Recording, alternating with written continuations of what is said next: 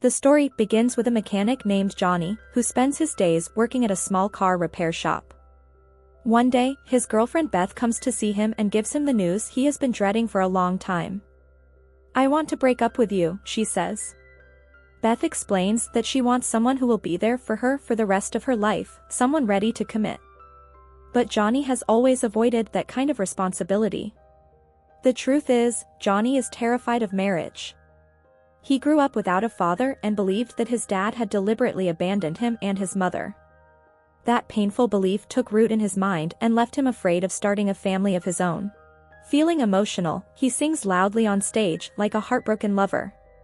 During his performance, a woman enters the bar and immediately catches Johnny's attention. After the song ends, the woman approaches him and introduces herself as Prudence. She explains that she works as an advisor to the Duke of Classwick in England. Prudence then hands Johnny a plane ticket and tells him that the Duke wants to meet him. To prove it, she shows him an old birth certificate that reveals a shocking truth: Johnny is actually the Duke's real son. Johnny is stunned. He immediately pushes the paper back toward her and refuses. "I don't want to meet the man who abandoned his family 30 years ago," he says. The next morning, Johnny goes straight to his mother Dottie and demands to know the truth. Realizing that she can no longer hide it, Dottie finally tells him the story of his father. When Dottie was young, she fell in love with William, the Duke of Glasgow. However, William's powerful family refused to accept their relationship. The couple planned to elope, and William promised he would leave everything behind to be with her. But the pressure from his family became too strong, and eventually he returned to them. Heartbroken, Dottie called off the wedding. Soon after, she discovered that she was pregnant with Johnny. She tried to contact William many times, sending him letters to tell him about their child, but she never received a reply. Believing that William had forgotten about her, she decided to raise Johnny on her own. Now, after all these years, Dottie tells Johnny that he should go and meet his father. Following his mother's advice, Johnny travels to England and arrives at the magnificent palace of the Duke of Classwick. Prudence welcomes him and gives him a short tour, showing him the grand halls and countless rooms of the estate. Eventually, she takes him to the Duke's study and asks him to wait there, warning him not to touch anything. But the moment she leaves, Johnny picks up an old fencing sword and begins playing with it. A short time later, William enters the room. Father and son look surprisingly alike, even in their speech and mannerisms. When Johnny realizes that the man standing in front of him is the father he has never met, the atmosphere suddenly becomes tense. William assumes that Johnny has come only to ask for money, unaware that Prudence was the one who invited him. This accusation deeply hurts Johnny. "I didn't come here for money," he says. "I just wanted to see the father who disappeared from my life years ago." But William's cold attitude disappoints Johnny even more, filling him with anger. Before Johnny leaves, William asks about Dottie. Johnny explains that his mother once dreamed of becoming a singer, but she had to give up that dream in order to raise him. Now furious with his father, Johnny decides to leave the palace immediately. However, Prudence tries to stop him.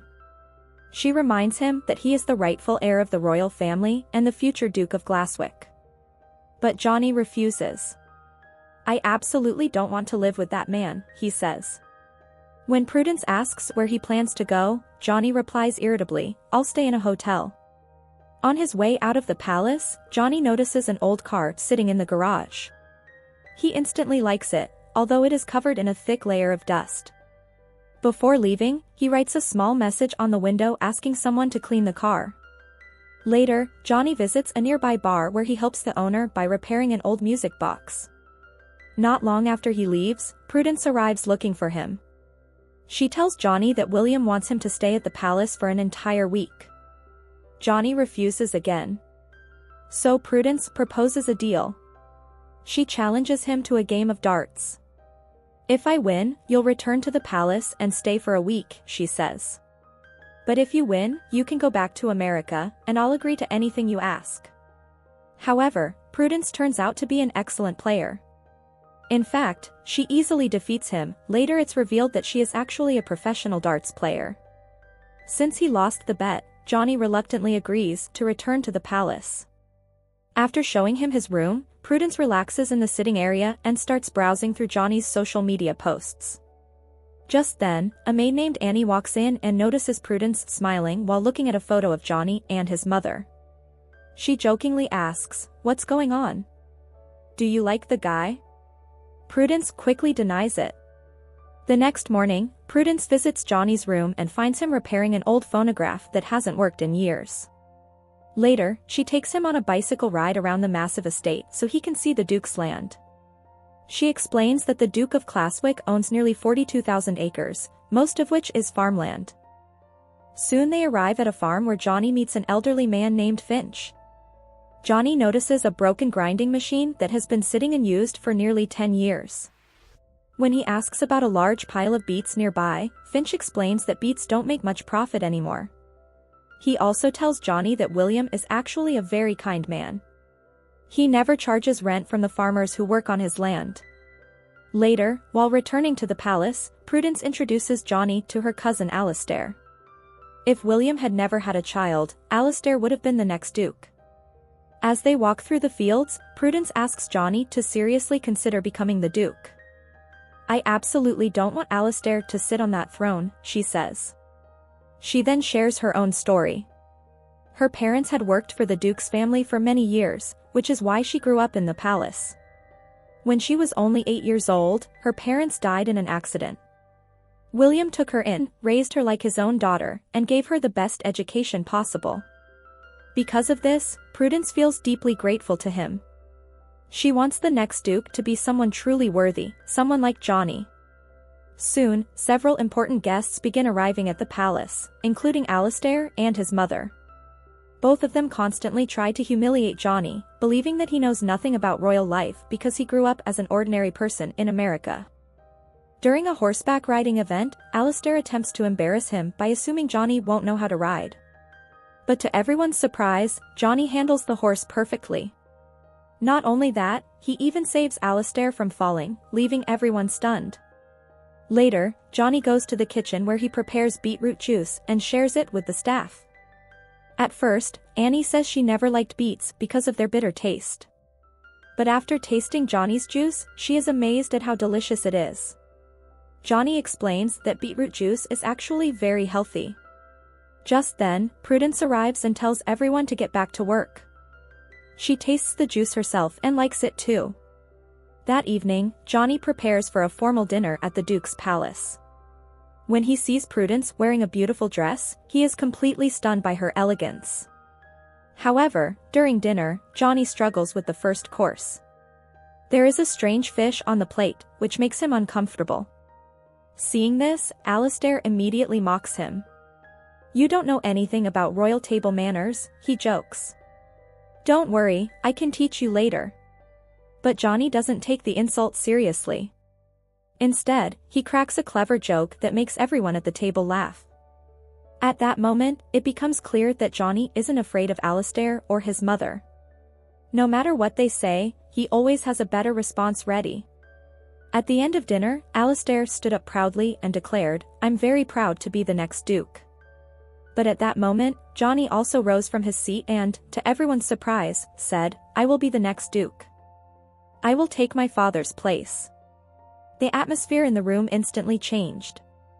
Prudence smiled with joy, and William looked extremely happy as well, because he had always hoped that his son would one day take his place. In front of everyone, William finally confessed that Johnny was his son and that he would become the next Duke of Glasswick. Later, they tried to speak with William privately, but William stood firm. He said that Johnny was his real son, and if Johnny wanted to become a duke, it was completely within his rights. Meanwhile, Johnny and Prudence went to a bar to celebrate with their friends. That night, Johnny couldn't sleep, so he went to the garage and began working on the old car again. After a while, William joined him and asked an important question. "Why do you want to become a duke?"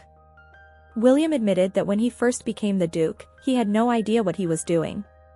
As they casually continued fixing the car together, father and son slowly began to understand each other better. The next day, Prudence began teaching Johnny how to dance. They were preparing for a grand event where members of England's royal families were expected to attend.